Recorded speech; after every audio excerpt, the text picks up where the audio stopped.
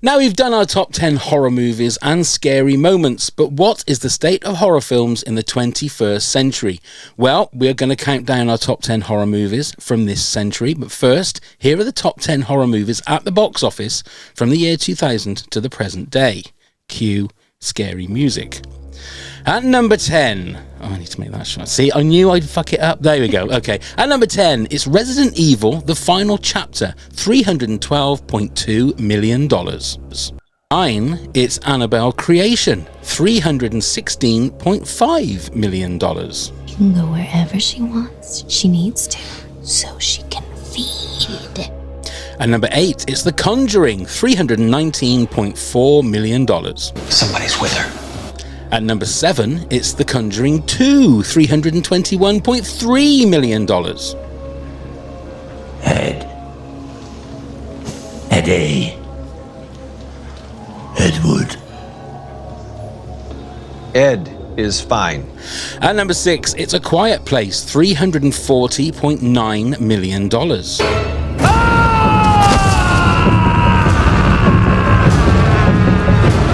At number 5, it's Hannibal, $351.6 million.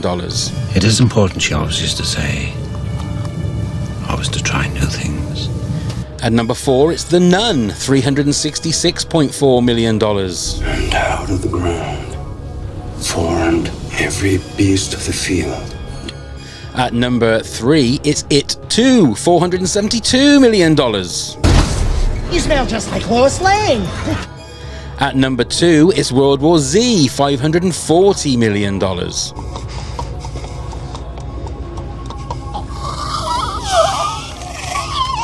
And the number 1 horror movie of this century so far is It, $702.7 million. Georgie, meet Pennywise. And let's get rid of that music because it's giving me the willies. Anyway, ladies and gentlemen, we have a very special guest, and especially if you are one of our American listeners and viewers, you will know this lady. She is a legend in the pantheon of KROQ and Kevin and Bean. Please welcome everybody. It's Chip. Yay! Yay! Applause. I've got applause. Hang on. Oh no, that's the wrong one. Shit. What? Hang on. We are wonderful. That's fantastic. Chip, how are you? I am good, Papa. How are you doing? I'm doing good. Now, I believe it's going to be quite sort of early in your day, isn't it? But thank you for joining us. Oh, of course. No, happy to do it. Yeah, I mean, I did kind of accost you at the meetup back a month ago. It's harder to say no when you've got a bearded big guy in front of you saying, do our podcast, as opposed to being able to just quick message or an email saying, no, sorry, I can't make it. But yeah, I do appreciate. I'm like, yeah. I'm like, what? You missed my cancellation? I never got that email. It's probably in my junk mail somewhere.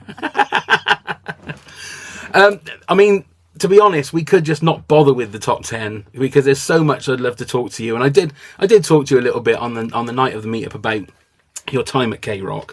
And I was saying that I'm going through the archive that's online, and I'll put the link for the archive because it's amazing. It goes all the way back to I think September of 2006. I think it is. Yeah, Kevin Stockdale did such a great job of amazing, keeping track. Way better than the station. Yes. Did, obviously, you know, which isn't hard with the way that KROQ and a lot of the radio stations in LA and California are doing at the moment. Right. We'll probably come on to that. So I'm listening. I think I'm at September 2007 at the moment. So when did you join KROQ? When did you join the Bean Show? I joined as an intern first in, I believe, February of 2009. Oh right. So you still got a couple of years until I show up. Yeah. Okay. Now I've noticed that. Did you start? You started as an intern, yeah? Right. So how did that work? Because they've got interns. I think Beer Mug has just turned up where I am now because he was an intern, I believe, but he started to get on the radio and get on the mic a little bit. How did that work for you? What do you do first as an intern? Mostly I think. Like they pick a few of us, like, you know, like we go through we went through like intern interviews, like you did like a job interview. They pick a couple of us every semester, and if I remember correctly, you had like one day a week that was like your morning to go in, and it was like you kind of just learned like the show in general. You make the coffee every morning for everybody. You help out with taking the phone calls, like screening calls. That was like kind of like your main thing. Yeah. But then they also would teach you like, I'd go into Omar's studio and watch how he produces stuff and like, or does like, Ralph did a voice. So you would kind of like see how that goes. And they would, yeah, like you kind of like were a part of the show as far as like screening the calls and stuff, but they also were teaching you, well, this is how this works. This is how, the producers like put together the bio sheet for like a guest coming in and like, but then you also did like the tasks of like the coffee and you'd go get the breakfast for everybody in the morning, like, typical like intern go-to stuff, Yeah. So was it with a view of getting a job on Kevin and Bean, or was it just something to do that would help you in your career path? Yeah, like it wasn't my plan to work in radio. Like originally, because I went to school for music production. I wanted to be a punk music producer. Right. So I was doing like recording and stuff at Cal State Dominguez Hills. And as a senior, I needed a internship as part of my like, the curriculum and stuff. And I heard that, because I grew up listening to Kevin and Bean and I knew they had an intern program. So I was like, okay, well, this satisfies what I need for my thing. And I grew up listening to this station. I loved KROQ. And so like, it was kind of like, well, let's see how this works. And then I ended up, they kept me, I think I did 2 or 3 semesters. Like I stuck around. Right. And then I already had my degree and I was still interning. And the company was like, she's already graduated. Like she's done. She can't intern anymore. So then I was gone for a little bit. And then I came back when Miss Cleo left and they needed a new phone op for the show. So I came back then and then worked my way up into working into the studio, just, kind of learning as I go, like when they would need somebody, we need people to be a board op on the weekends or holidays. I started to learn that and then it kind of just grew from there. And where does the step go from doing that to then being on the mic and like being a little voice? Little voice, but you know what I mean. But a voice, but I was a little voice. Yeah. Yeah, because when I came to Kevin and Bean through Ralph Garman, through Hollywood Babylon with Kevin Smith, onto Ralph Garman. Then I listened to the daily podcast that they used to have, because obviously in the UK we never had that. And it was just the kind of radio that I loved. It was wrong, in so many ways, but right. It was kind of where I was there.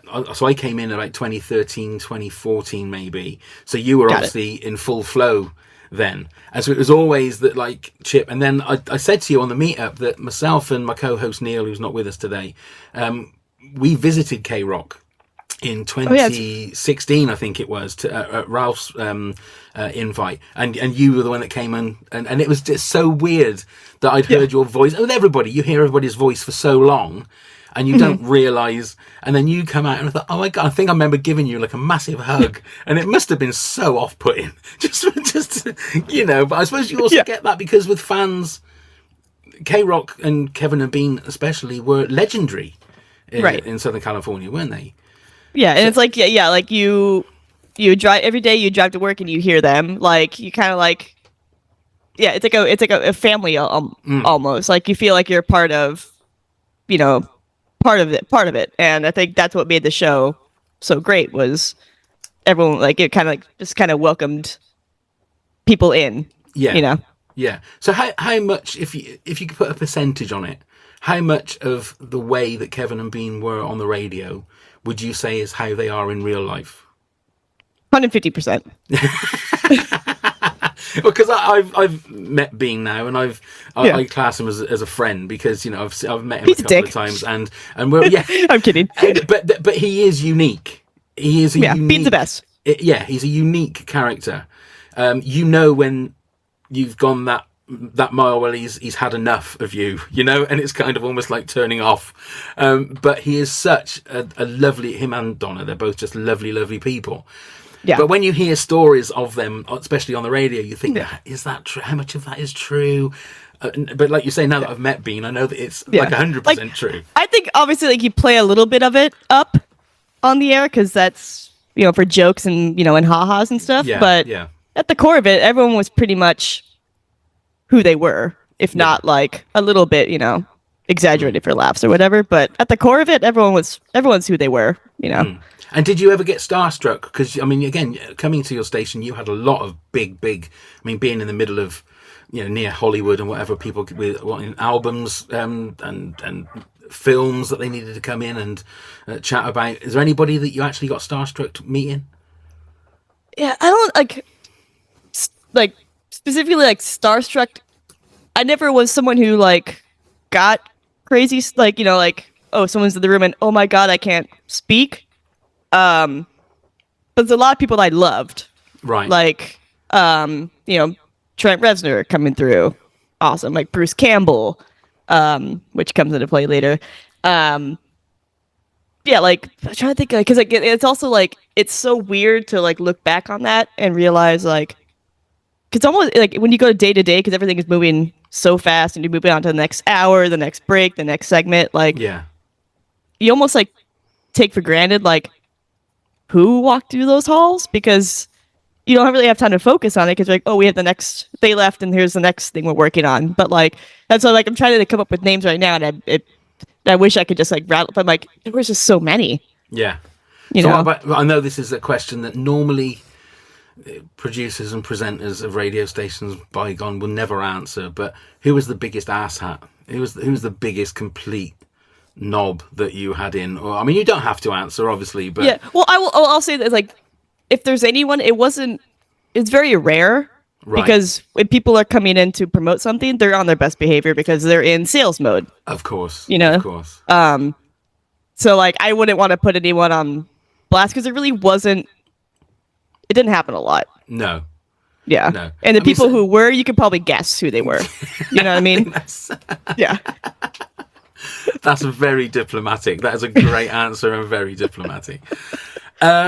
Okay, before we get into the top 10 of the horror movies and everything, one of the things that, since listening to like the 2007s, the one thing that I've missed, which has kind of started to get into the episodes of Kevin and Bean that I've listened to, was your little hey at the end of every like song.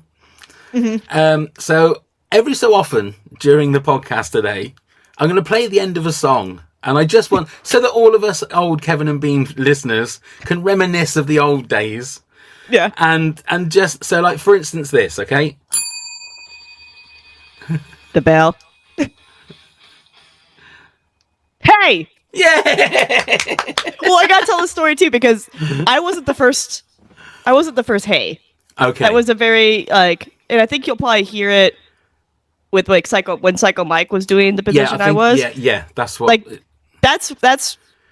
I don't know if I can't remember if he started it, but that was kind of where it became the thing. But it was also like a very punctuated at the end of a beat, like like the end of that Rage song. Like it hit, they would hit it right at the end, and I thought it'd be funny to like kind of keep it going, but I was gonna do it poorly. Yes. Like I was gonna do it at the end of either like a slow song, and like do it like a.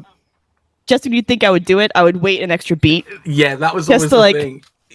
Or like, so mine was inappropriate haze. Yeah, and also it was the fact that you weren't actually on the mic. It was like you were in the background a little bit. Right. So it was like this distant hey that just came from nowhere. It was just so funny. Yeah, so it always made me laugh, and some of the guys, I know some people hated it, but that made me laugh even more. So Exactly. And I think those are the things about Kevin and Bean, that it was the stuff that you couldn't write that was so funny. That they just had magic in making those kind of moments that, I mean, obviously you're listening from 2007, it's a completely different time. It is just so un-PC, but it's kind of refreshing to listen to it now where you haven't got, but well, I say that it's just starting now where one email made them get rid of a whole song, and they're getting meetings with managers that are bollocking them every 5 minutes about stuff. Right. So it's kind of just starting to creep in now, but it's just so funny. It's a time that's gone, but is missed, I think. Right. But it's also like I think it's also important to like I see that part, but it's also people evolve and things evolve, so it's like, but you also, because you wouldn't want to be that same person That's true. you were 15 years ago. So like so it's like you see both hands of it. You're like, oh, I miss this aspect of it, but yeah. You know, I mean, I must admit, there are times when I'm listening to it at work, and even I'm wincing and going, "Oh my god, did they just say that? Did they just?" Yeah. So you're right. I mean, you wouldn't want it to be like that now, but it's also kind of, like I say, with the fact that it's gone so the other way. Right. You can't if you say anything slightly bad, not bad, but slightly. But I know what you mean. Yeah. It's just gone the other way. But anyway, we will talk about your music and everything a little bit later on. But let's go into what we're going to do the top 10 about. So, how hard or easy did you find compiling your top 10? I thought because when he gave me the idea, it was kind of like, okay, obviously top 10 of everything. Like, what can I? Well, I was trying to strategize about what is a topic that would be whittled down enough that would be easy. Like, 'cause I want to do music, but I love so many different bands or whatever. And it's like, it's hard. I knew it'd be impossible for me to pick 10 punk bands because I'm like, okay, well, what genre of punk? What era? Or like, and I love horror movies, so I thought I was going to be smart and do modern, so 21st century horror movies. And I'm like, oh yeah, that will be easy. And I'm telling you, Pavo, I've rewritten my list like 10 times this week. Because I'm like, oh, I forgot about this one. And I'm sure people listening will be like, Chip forgot this one. I'm like, no, I'm like, I'm just telling you now. I'm like, I have a top 10 list, but the honorable mentions, there's like 25 of them. Yeah. Now, I will say that I'm not a massive horror fan. Okay. So, and going, like I've said before, what I do is I write a list of everything that's off the top of my head. Then I will go onto Google and put in the top 50 greatest of whatever that subject is. And I realise that a lot of the films, especially the ones like they're in the top 10 of the that I did in the facts, there's a lot of them like The Conjuring and The Conjuring 2, and then Insidious, and then all of the Nun and Annabelle that are all like offshoots of those. I thought, I've never watched a single Resident Evil. I've never watched a single one of those. Yeah. I thought that they were apparently like really, really bad movies, especially the Resident Evil ones. But sometimes that makes a good horror film. And I will say, I mean, I don't know if it's going to be in your top 10, but I actually watched Terrifier for the first time last week. Have you seen that one? I actually have not seen Terrifier yet. Have you not? My God. I mean, it's on my list. Yeah. I was doing I mean, it's got one of the scariest bad guys in it. That is it not? Was it the clown? Yeah. Yeah. But he's a really scary character and doesn't say anything. And it was a very, very low budget movie, but it's got some bad bits in it. It's got some very bad bits in it. But I wondered whether or not. But then there's 2 or 3 of those movies that I've just sort of passed me by. But okay, before we actually crack on, let's do this.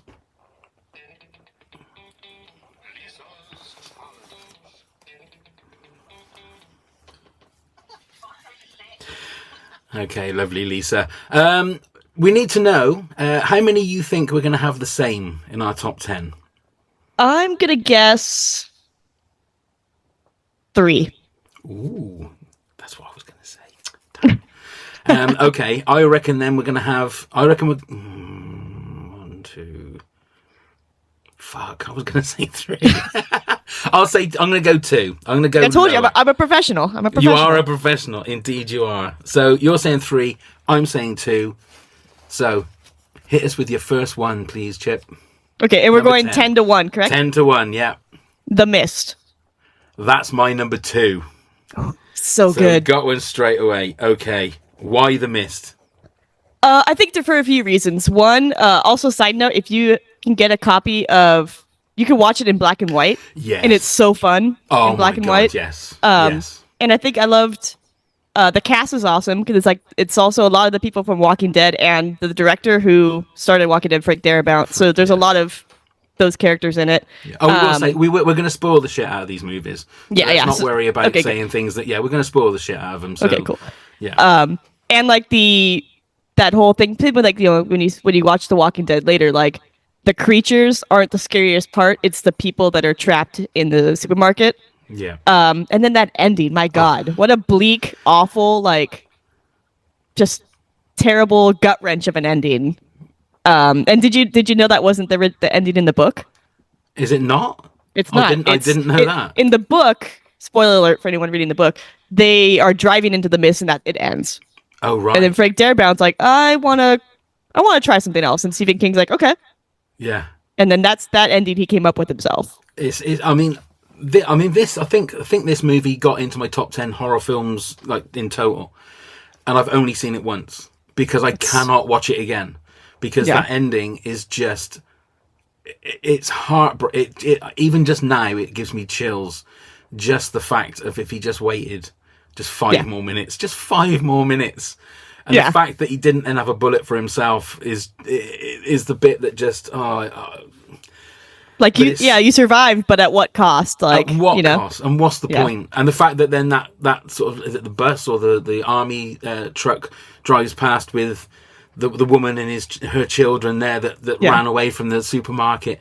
It's a heart-wrenching. It just kicks you in the balls. It just does at the end. But it's such a good one. Wow, look at that. We've got a duplicate off the bat. Off the bat. Yeah, 2007 that one is. I recommend anybody. And again, like Chip said, if you can find the black and white version, it makes it even bleaker. It makes it like Schindler's List of horror. Well, Schindler's List is a horror film, I suppose, but it's that kind of thing. It makes it feel more like a documentary kind of thing with black and white. It's horrible. It's horrible. Okay, my number 10, I'm going for Drag Me to Hell from 2009. That's my number 6. Oh my god! what if we go 10 to 10 on this, Pavel? Drag Me to Hell. I love Drag Me to Hell. It is so Sam Raimi. That's the thing that I love about it. But it is so sort of batshit crazy, but really scary in places and really funny in places. It's same like gross, funny. Justin Long, I think that was like, he's kind of become like a scream king, I would just say. Yeah. Like that was, I think, with Tusk and Barbarian. He was awesome in Barbarian. Yes. And he's great in Tusk. Tusk is a fucked up movie as well, but that's it didn't quite make my top 10. But yeah, and again with another just bleak ending and shocking ending as well. And Justin Long is amazing at that ending when his girlfriend is being sucked down through hell, and you think it's just that. I can remember watching it the first time. And when he gives her, it's the button, isn't it? And gives her that button back. Yeah, and then she realizes. Oh my god! It's like your whole sort of all your organs in your body just drop to your stomach because you think, "Oh no, what have you done? What have you done?" Oh, it's such a good film. So good. Yeah, and if you haven't seen it, Drag Me to Hell is so much fun. Yeah, and it's one of those I've always find with like Sam Raimi is that when you watch a Sam Raimi movie, it's a Sam Raimi movie because he has those different kinds of angles and the way that he cuts movies and the way that he zooms, like the zoom cuts and it's just typical him. And he does it. It doesn't matter whether it's a superhero movie or it's horror movie. It's such a good film. Okay, so that's your number 6. That's my number 10. So your number 9 then, please. Invisible Man from 2020. Okay. And as a side note to that one, that's the last movie I saw in the theater before COVID happened. Right. Okay. So that was the last thing I saw in the theater for like a year and a half or whatever. I loved the way they updated it to be like more modern. And then her Elizabeth Moss's performance is phenomenal. I'm interested because they just announced a Wolfman. That's right. Yeah, I saw coming. The trailer. I saw the trailer last week. Yeah. Yeah. So I'm interested to see what they do with that one, if they do it along the same lines as this one. But yeah, the Invisible Man I think was just a really great new way to tell a story that's been around for forever. And it had some real shocks in it. The scene with, was it her sister or was it her husband's sister? At the restaurant, right? At the restaurant, where all of a sudden her throat just gets cut, and of course the guy's invisible, so she's just there, and it was just like they're just having a conversation, and you think, Jesus, what's going on? Really, really good, and I think the Hollow Man with Kevin Bacon was like the one before, wasn't it? They weren't that kind of version, and like a technology, it was just very, very clever how they did the Invisible Man, because. Now, am I right in saying, wasn't there going to be... Tom Cruise did The Mummy, didn't he? I think it was called The Mummy. And there was going to be like a multiverse kind of universe where it was called. It was going to be called the Dark Universe. Yeah, that's that was. right. It was. Wasn't Benicio del Toro was going to be the Wolf Man, and wasn't Johnny Depp was going to be the Invisible Man, and all these A-listers, and then it ended up with The Mummy was so terrible. They were so like, bad. they're like, nope. Rest in peace, Dark Universe. Yeah, they even had, I think, like a photograph, didn't they, with all of them there in their suits and that. And they had a whole kind of how like the Marvel title screen, whatever. They had that with. I want to go back. I haven't seen the Tom Cruise Mummy. I want to go back at some point and just see just curiosity of how bad it is. Yeah. But I remember they had a whole Dark Universe that's right. title screen type of thing, and you're like, oh, this could be and there it went. Yeah, because Russell Crowe was in it, wasn't he? And I think he was supposed to be like Jekyll and Hyde, right? He was like the Nick Fury. He was going to be the Nick Fury of it all. Yeah. I mean, I haven't seen it since watching it that first time, but all I can remember is Tom Cruise running. But I think he runs in every film anyway. So I think it's in his contract. Yeah, that could have been any film. I just want to see him when he's 80 in a movie and he's still running. You imagine he's still doing stunts. Yeah, still strapped to a helicopter. You do you, buddy. Yeah, absolutely. He just keep doing what he's doing. But that is a good one. Yeah. My number 9. I'm going for Train to Busan. 2016. That didn't quite make my list, but I almost put it on my list. Yeah, I think I watched this at the time when I think my love for things like The Walking Dead, it was starting to wane a little bit because it was all becoming very samey, even all the movies. And then I watched that and I thought, okay, here we go. It's going to be the same kind of thing. And I was on the edge of my seat from start to finish. And I know we said we're not going to spoil things, but this is a movie that I would rather not tell you about. For you just go and find it. It's on streaming somewhere because it's I think it's a South Korea movie. I might be wrong, but I think it's a South Korean movie. Yeah. But it is so good. And if you are done with zombie movies and infected movies and those kind of things, watch Train to Busan because it just breathes a whole new life into it. And I really don't want to say any more about it because it would ruin it for you if you've never seen it.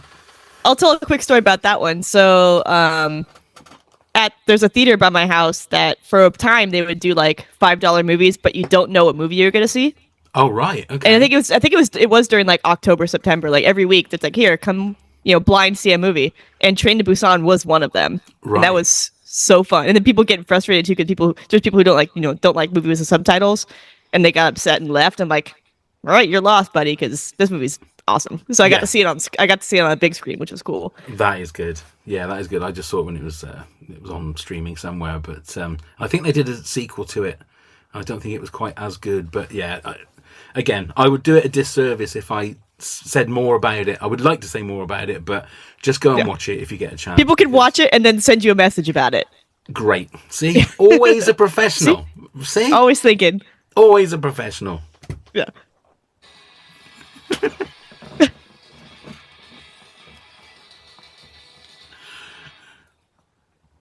Hey. It's like rolling back the years. Yeah, it's like I never left. It is. Okay, then Chip, your number 8, please. This one probably won't be on your list because it's a very kind of niche Australian horror movie called The Loved Ones. Oh, that's my number. No, I'm only joking. No. You're like, duh, Chip. It's kind of a mix of Carrie and Saw.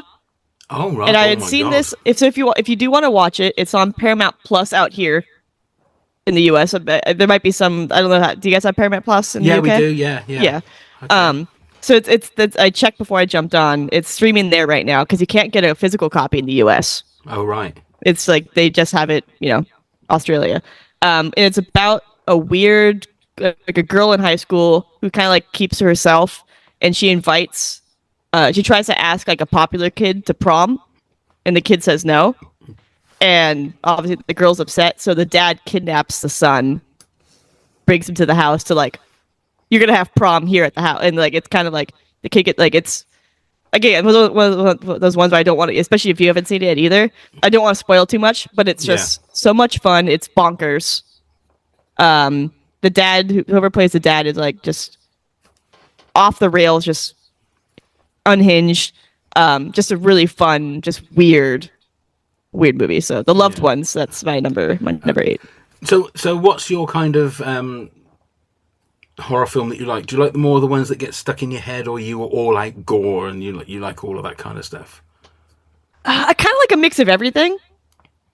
But I think I prefer the in your head stuff more than a jump scare. Like a really good jump scare is awesome, Right. but I hate cheap jump scares. Yeah. Because I'm like, okay, that's not scaring me, that's just reflexes. Yeah. You know? But Yeah. a well-placed one, I have all the time for. But if a movie's just like, oh, pop out, like...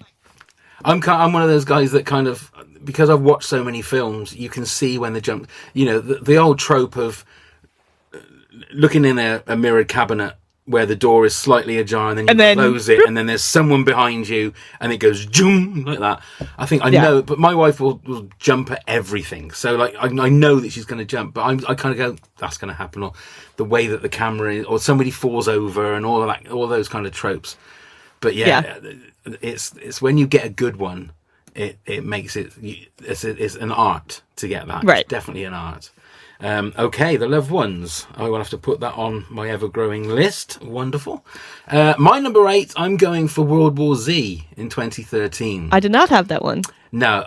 Now this, from the stories about the production where it was a nightmare. They went over budget, they had to have a rewrite, and there was no sort of right for it to be a good movie. But for me, it is so good. It's got running zombies or running infected people, which for someone like me that has got a few extra pounds on them, I'm going to be fucked. I'm going to be a 3-course meal with dessert and, for a few. So I'm fucked when it comes to stuff like that. So, but you've obviously seen it. Yeah. Yeah, so the bit at the end when Brad Pitt is going to infect himself to see if that's like an antidote, and there's that doctor that keeps like chomping and doing all that stuff. It's just so. And that was the little clip that I put on the same clips at the start. But it is such a good movie, and it is.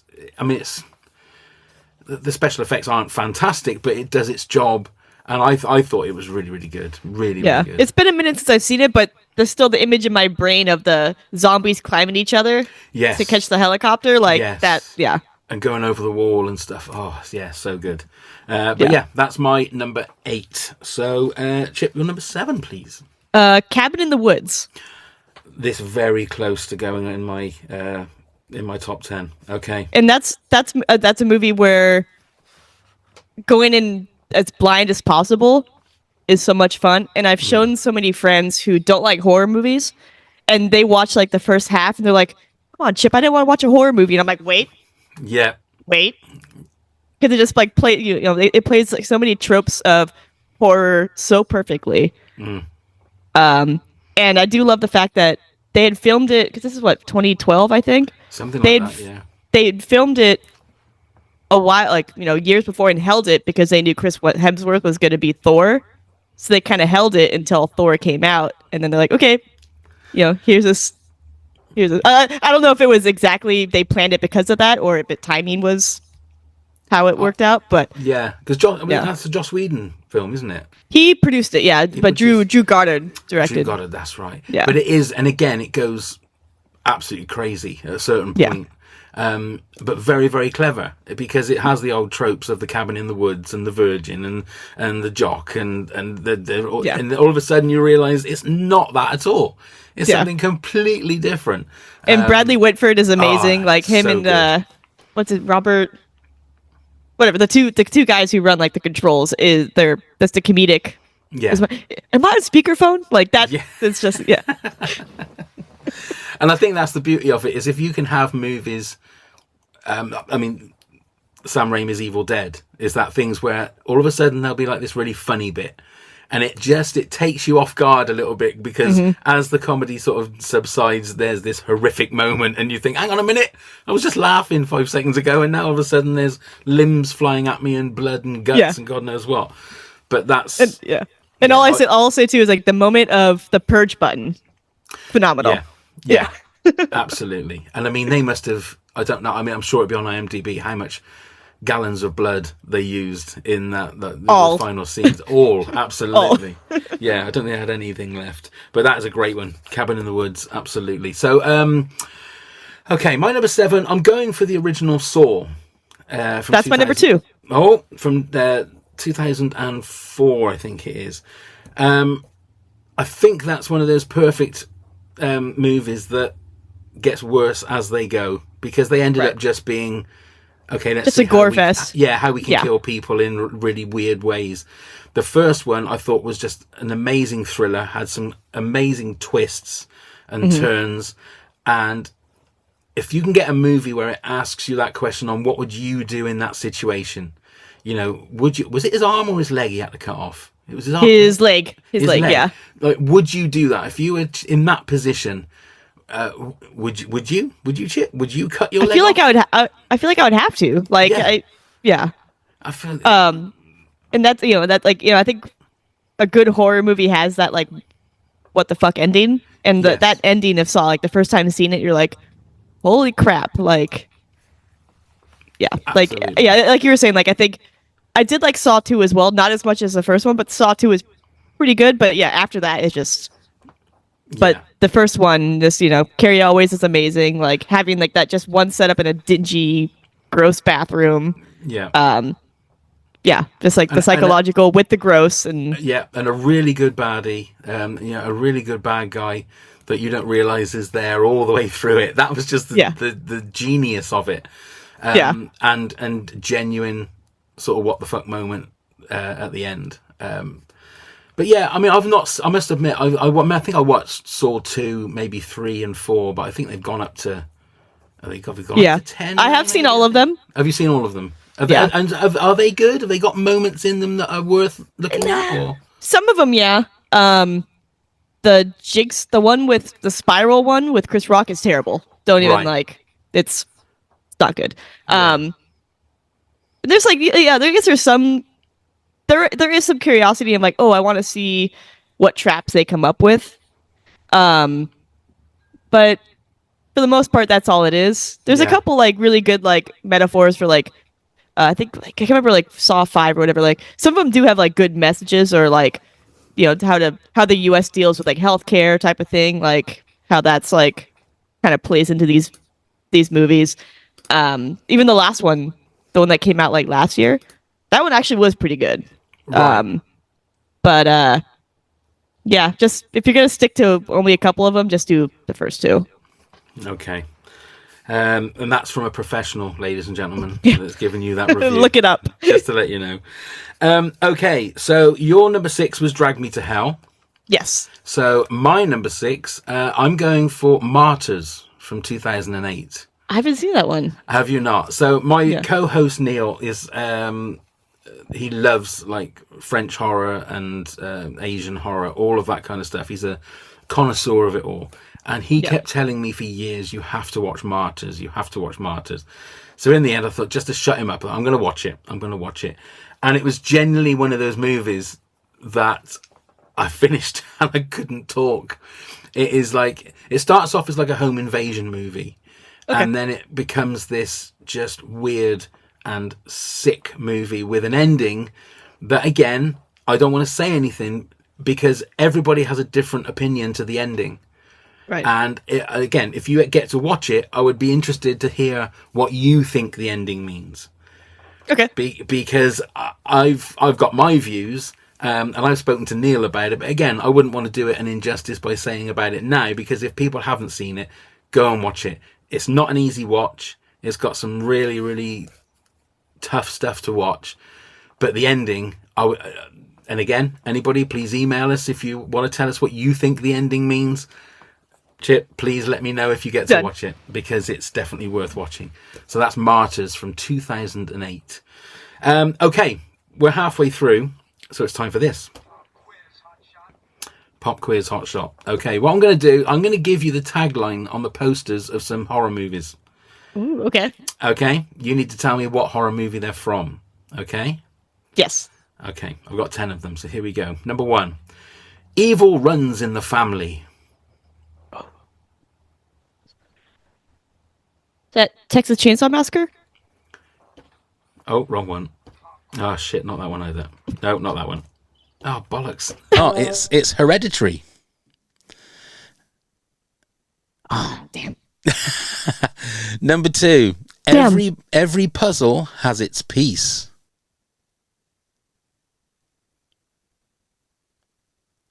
Think about it. I feel like I want to say Saw, but because It is. okay, It's there we Saw. go. It is Saw. Well done. Number 3. Fear changes everything.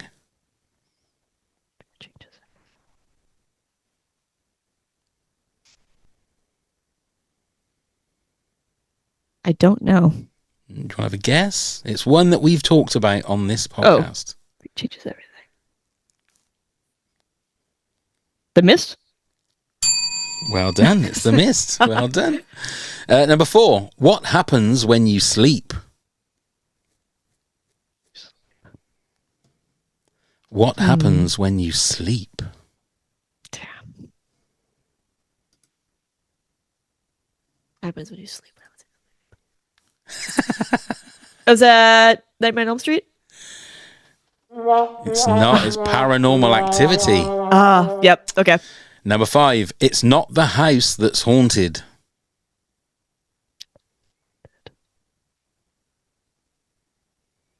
Damn. The house that's haunted.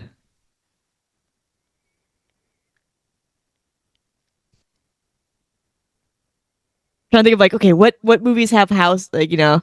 Yeah. I want to see. There's an obvious one, but it's not that. Let me give you a Yeah. clue on that. It's not. Is it? We could like. I want to say like, oh, House on Haunted Hill. I'm like, well, that's too obvious. But I've got nothing. So House on Haunted Hill. No, it's Insidious. Oh, damn! Insidious. Damn, I'm gonna fail all these. It's okay. Number 6. Scream your last breath.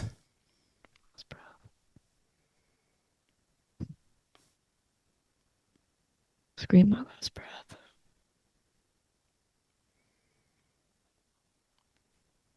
Is that underwater? Which I know it probably isn't, but that's the first one I came up with. No. The Descent. Okay. Damn. The Descent. Number 7. You'll float too. Oh, that's it. It is. Well done. Number 8. Let the festivities begin. Is that Midsummer? Well done. She's on a roll now. Number 9. Pray for forgiveness. Is that The Nun? Well done. And finally, a romantic comedy with zombies. Oh, Shaun of the Dead. Yes. 6 out of 10. That's not bad. That's not bad pretty good. considering the start was pretty bad. The But start was pretty bad, but I was almost afraid that I was gonna swing. You know, I was gonna strike out. no, that was good. Well done. Okay, back to the job in hand. And number 5, please. Okay, so this one was tough. Because there's 2 movies. I wanted to go with the Jordan Peele movie, and it was hard to decide which one to go to. Yeah. But I went with Get Out. Yeah, this is definitely my number 11. It was close to being in my top 10 and it didn't quite make it. And I do love Us very much. But Get Out, like, as Jordan Peele's first, horror movie, everyone just thought of him as a comedy guy. But now that he's kind of become like this, like, synonymous with horror now, like, and it's like a brand where, like, you want to see what he's going to come up with next. Like, Nope was more of like a sci-fi movie. I've still not watched Nope, and I don't know why I've not got right. Is it good? Is it? It's great. Yeah, it's a very unique take on. 'Cause again, I want to give it away, but like, this is a very unique sci-fi take. Right. Yeah, but Get Out, just like that, all the message and the time when it came out was 2016, which was like kind of around like when the Trump kind of stuff started in the US. So like just the timing as well as the movie itself, just like a great just metaphor for kind of like how the times felt at around then. Yeah, very unsettling movie as well. Yeah, very uncomfortable movie to watch. But yeah, that was very close to being in my top 10. But that's a great one. Okay, that's your number 5. My number 5, I'm going for one that I just mentioned. Evil runs in the family. I'm going for Hereditary. That was my number 1. Oh, okay. I should have said we don't say what your number 1 is yet. But I am sorry. Spoilers. But it doesn't matter. That was a movie that's on my list somewhere. And I tell you, I don't edit my podcast as well, Oh, so good. balls, it don't matter. Yeah. Okay. But no, we can talk about it because, I mean, I was going to say there's one scene in there that is just really horrible to watch, which is when she hacks her own head off. The sound, yeah. The whole movie, I don't think I took a breath. I think I just held my breath at the start and didn't exhale until the credits started rolling, because I've been heard so much about the movie and it kind of put me off watching it, because people were saying, oh, that scene, oh my god, that scene.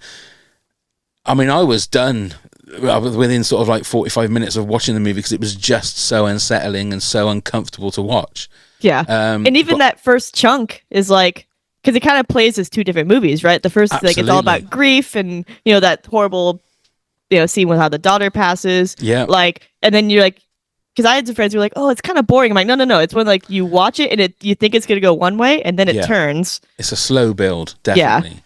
Yeah. And Toni Collette is just amazing in it, but it's such a hard watch. It's one of those like movies where I love it and I'll still rewatch it, but I also know that if I watch this movie, I'm gonna have nightmares. And like that's like one of the few movies that do that for me. But then I go, worth it. Let's see what my brain cooks up tonight. For me, I mean, a great horror movie for me is that I will only watch it once.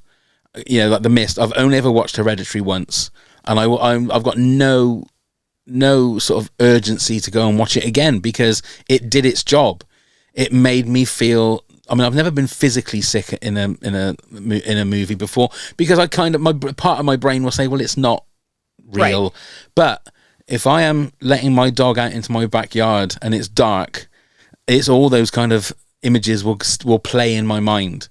And that's the reason that I won't watch these movies again, because I got enough shit in my brain that's going to keep me up at night. I don't need any more. Well, the other image too that also sticks with me from that movie is like towards the end where it's, you know, the house is dark and you see Toni Collette behind in the corner. Yes. Just kind of like, she's not doing anything, but you can see her, and then she kind of just like skitters across, and you're like, it just fucks you up. There's no need for it, you know. You pay money to go and see that. It's not like I was torturing my sister for a while because I would just walk around the house going, you know, just doing the tongue clicking sound. Oh my god, it's horrible. It is just horrible. But yes, so go and watch it if you want to. But we've told you. Just be warned. Is all I'm going to say. Okay, so that's my number 5, and that's your number 1, and your number 4. Then please, Chip. So, talking about, you know, like Invisible Man was like a good spin on a movie we've seen before. This one may be my favorite remake ever, and it's the Evil Dead remake from 2013. Right, okay. Just because like they obviously with Evil Dead, you know, it's very like Sam Raimi, Bruce Campbell, legendary. I love all three, like, you know, between Evil Dead 1 and 2 and Army of Darkness. I adore those movies. Yeah. But if you're gonna do it, this movie, like if you're gonna do a remake, do what Fede Alvarez did and just go nuts. Like the movie is so brutal. You're like, oh, it can't get any worse, and then it gets worse 4 or 5 times over, and the gore and creepiness, and I love this remake. Right. Is this the one from last year or the one? Oh no, it's from 2013. Right. Okay. Because they remade it again, didn't they? There was like I want to say a sequel. Oh right. But it's like it's supposed to be like in the same universe. So, and have you seen that one? Yes, I do. That one was very fun as well. That is it? Because I heard that one is like brutal. That is like really, really. I think it's brutal in different ways from this one we're talking about. Like, I think it kind of dialed back.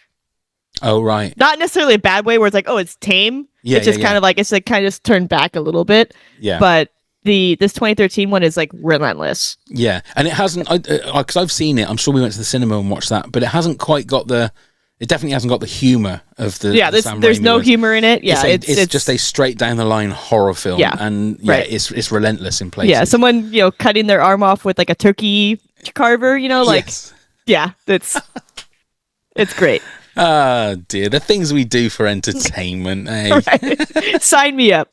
Indeed. Okay, my number 4 now. Again, I've only ever seen this film once. It's from 2005, but it's The Descent. That's a great one. Not on my list, but very, very good. Now, anybody that decides they're going to go, what is it, spelunking or potholing, I think we call it in this country, you're fucking nuts. Why would you do that to start with? And I had videos on my TikTok where it showed people getting into like the tiniest of holes. Oh, there you go. But it's like, I don't understand why anybody would want to do that. So straight away, I'm hyperventilating because it's that. Then you add in the fact that it's a horror film.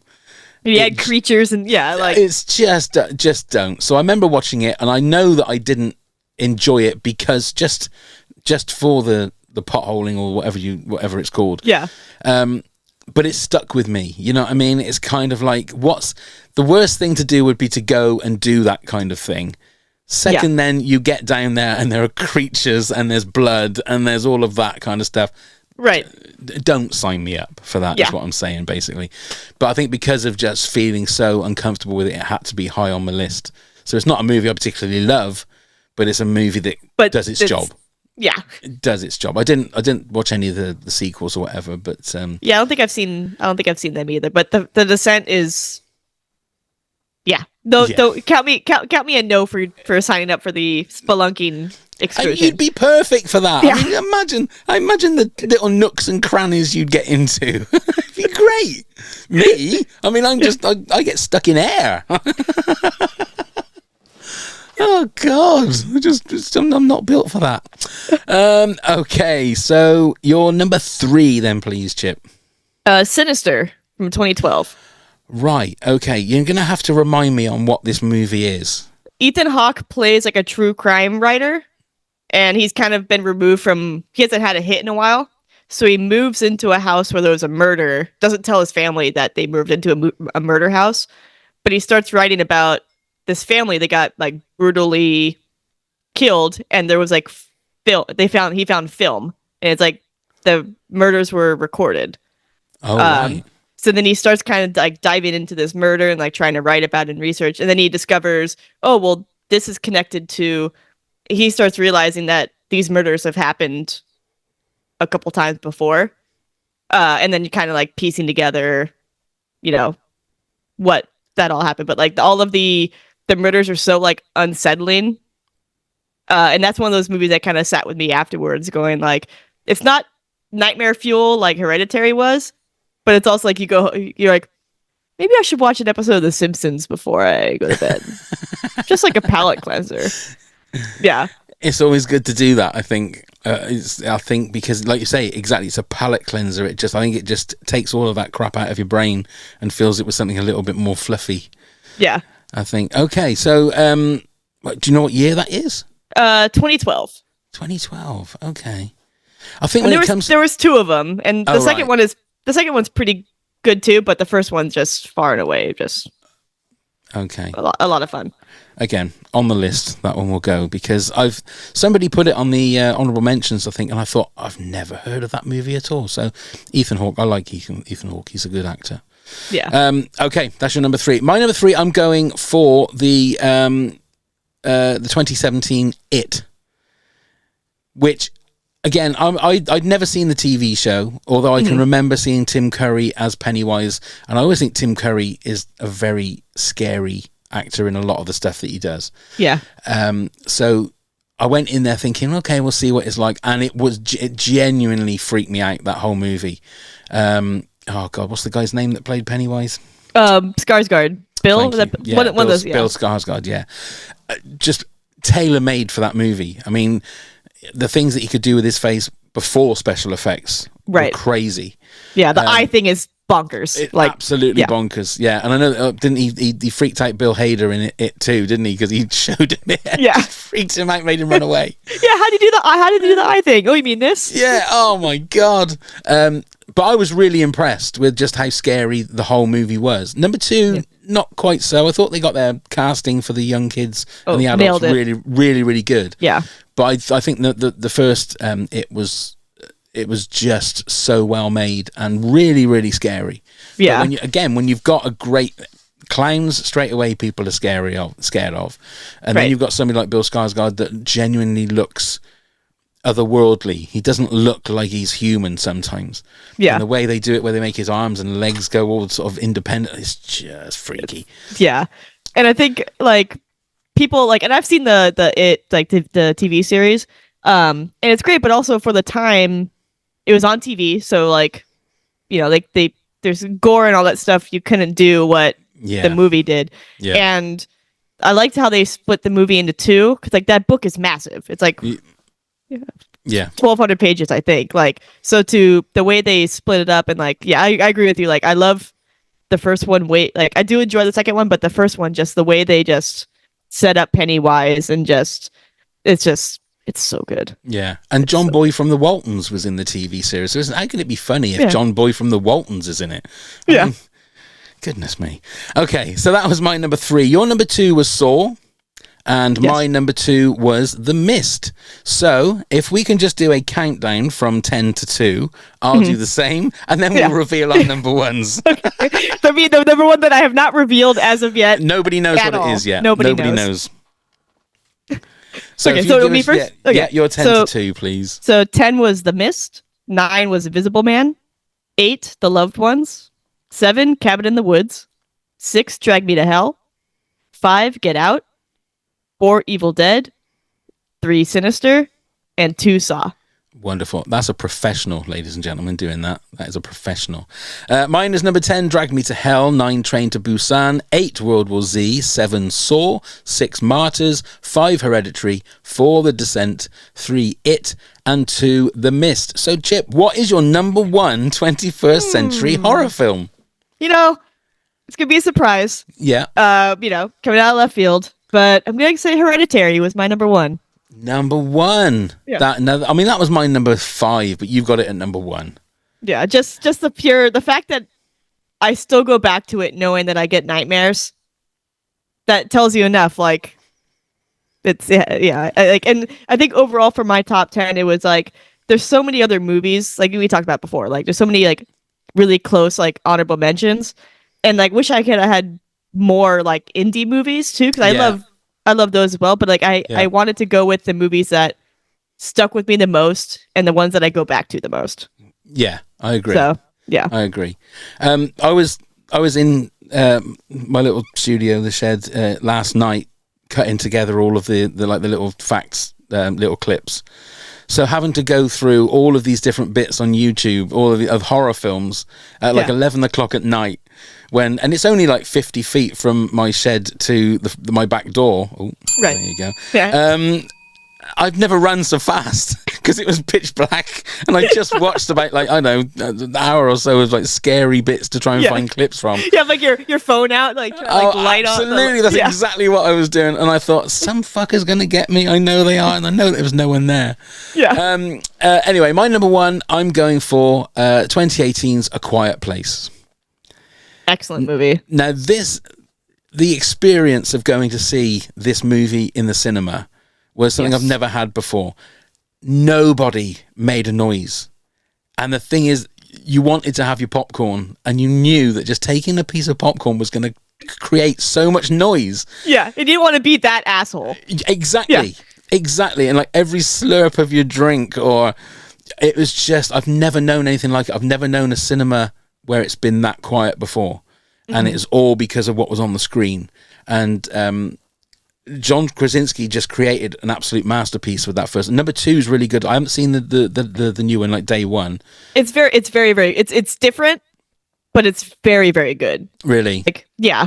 And the amount of like emotional, like what it like, you know, like, oh, why am I getting emotional like in a horror movie? Like it's very, very good. Yeah. It's but the original, if you haven't watched it, I'd rather not spoil it for you, but it is just a masterclass of acting. Emily Blunt is great in it.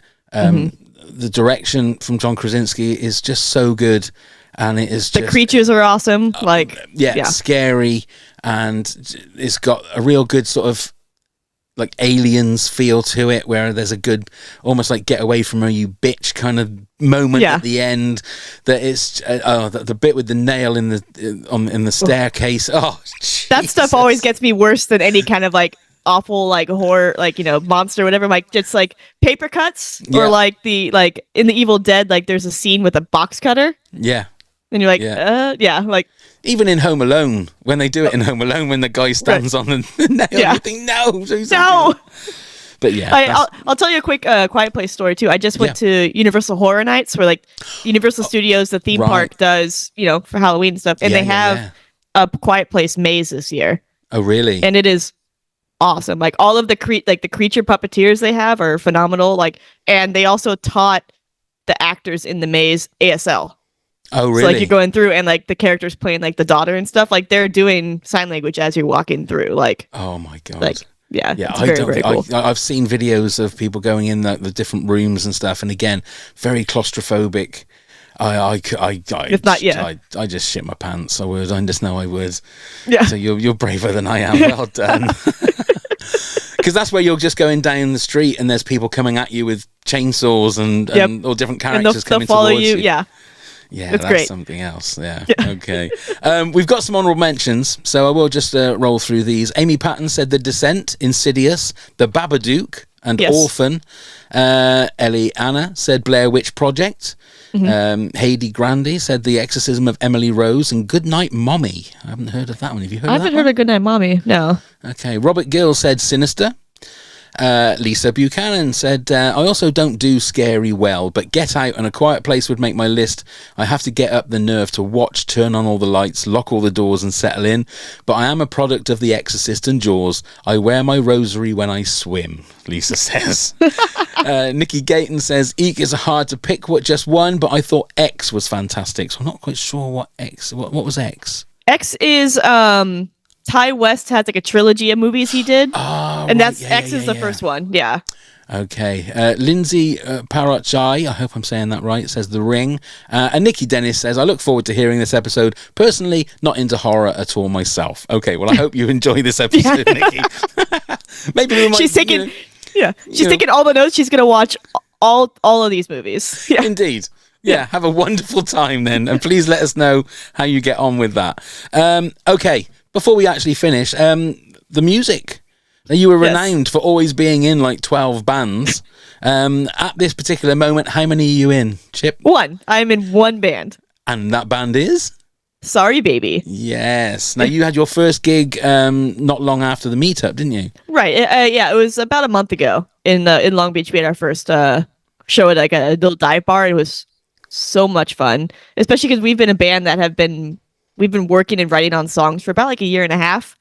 And so we kind of did things backwards. Usually, like if you're a band, you'll write songs, then you'll start playing shows, and then you'll put out a record or music or whatever.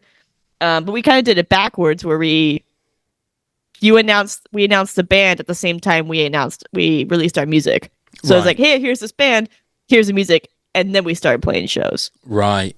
So it's kind of been a weird.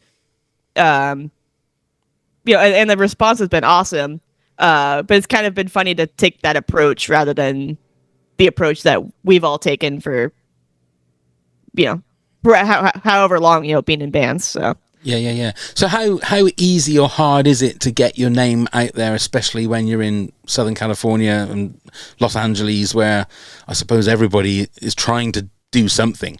Yeah, I would say it's kind of like it's easier and harder, because it's easier now than it was however ago, because now it's getting into a studio is so much more accessible now than it was. Like, yeah, you can still do that, but also you can make records in your garage.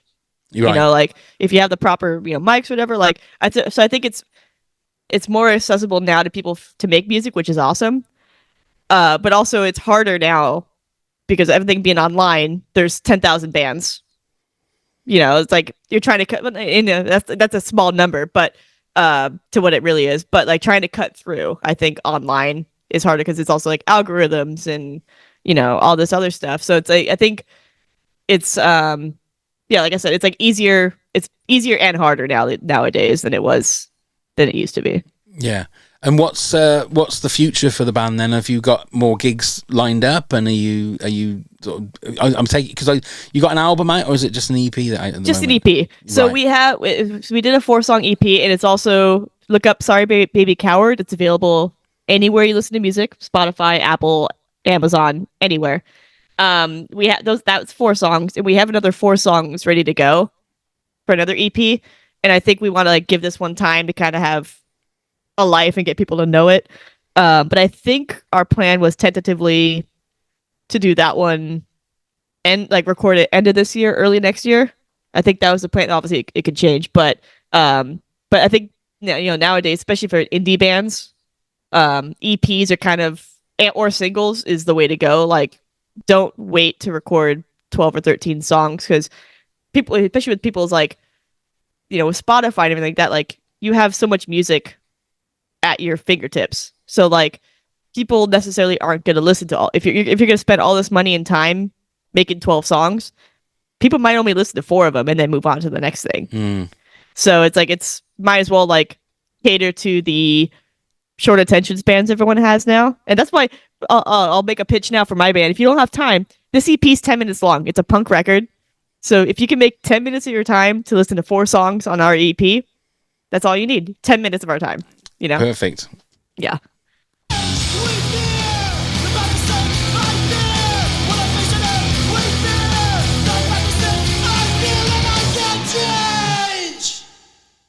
Hey! Yay! Have you ever got to hey one of your own songs before? No, that might be a first. There you go. We've got an exclusive on our show. Chip has heyed one of her own songs. Oh my god, that's great. So, a website. You've got a website and all that kind of stuff. We just have an Instagram because it's Sorry Baby of Southern California. So just start typing Sorry Baby and it'll come up. Or if you go to my Instagram, that girl Chip, it'll be in my bio. Awesome. I'll put the link to the Apple Music for the EP in the show notes and your Instagram as well. Before we go though, as we're recording this, Kevin of Kevin and Bean has just been let go from his radio show in KLOS. Was that KLOS? Yeah. You got out sort of on your own terms when you left Kevin and Bean, didn't you? Yeah. Did you? I mean, obviously, you felt it was the right time to go when you went. Is this just the way that things are in like Southern California now for radio? I don't know if it's just Southern California or if it's just the state of radio now, just in general. But yeah, it's just it's hard because with radio, like, and I think like going back to like Spotify and stuff, people can listen to any music they want on demand. Yeah, and I feel like if a radio station has, they have playlists and like, okay, we're gonna, everything is programmed and we have to play the Chili Peppers this many times and a day or whatever like that, and it's like radio. If you're gonna feed people the same music all the time, what's gonna bring them back into radio are the people that talk. Yeah, and if you don't have those people that are, people love, and I'm tuning into this show because Kevin's on it and Sluggo's on it. You're like, you can listen to the Chili Peppers on your own. Like, You don't need a radio station, which sucks because like radio was always very, that was radio was always the one telling you, oh, here's the cool band, like check this out. Like they were the kind of the tastemakers and stuff like that. But if you're not going to be that anymore, at least have the personalities. Yeah, that is what the draw was. The music is incidental because, I mean, I never heard the music, obviously, because the music was always cut out from anything that I've listened to. But I assume it was mainly Red Hot Chili Peppers. That was kind of it. I mean, that's always the joke, yeah. Right. But, yeah, I mean, I suppose does it feel nice that you kind of left on your own terms rather than being part of a cull, I suppose? Yeah, obviously, like you would rather be able to choose, but it's like I was pissed off for my friends and the Kevin Bean family, like when the first cuts, and then it's just you never want to see. I don't know. It's hard to see that happen to people that you work with and or your friends and stuff. Yeah. Oh, I feel like we've finished on a right downer. Anyway, let's do that. Let's do one of these.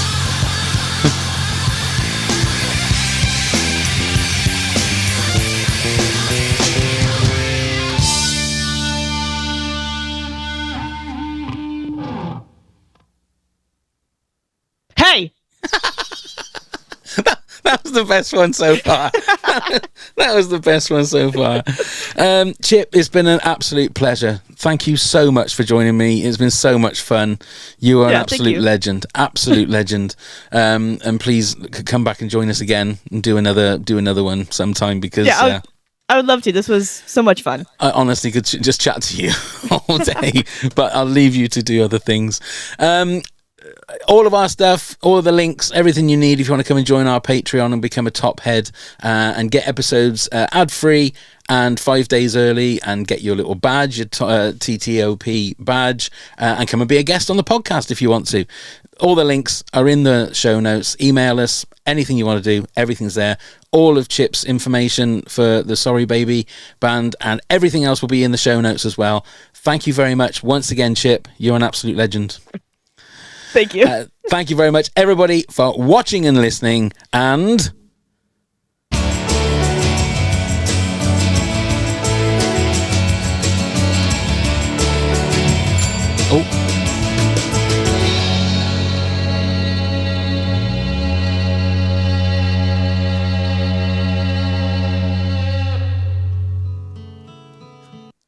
Hey!